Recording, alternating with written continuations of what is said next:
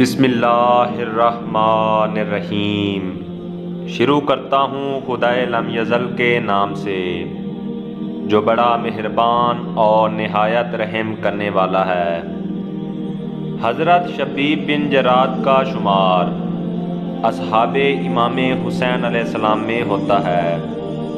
آپ کا پورا نام شبیب بن جراد کلابی وحیدی ہے۔ آپ کوفہ کے رہنے والے تھے۔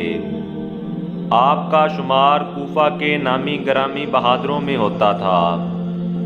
آپ کو یہ خاص شرف بھی حاصل تھا کہ آپ حضرت علی ابن ابی طالب علیہ السلام کے خاص شیعوں میں سے تھے۔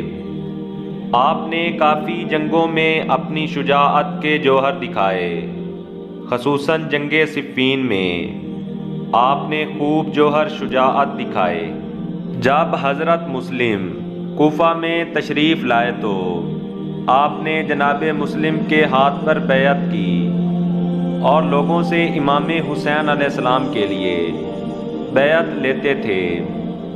جناب مسلم کی شہادت کے بعد آپ لشکر ابن سعد میں شامل ہو کر کربلا میں پہنچے اور 9ویں کے دن تک اسی لشکر میں رہے۔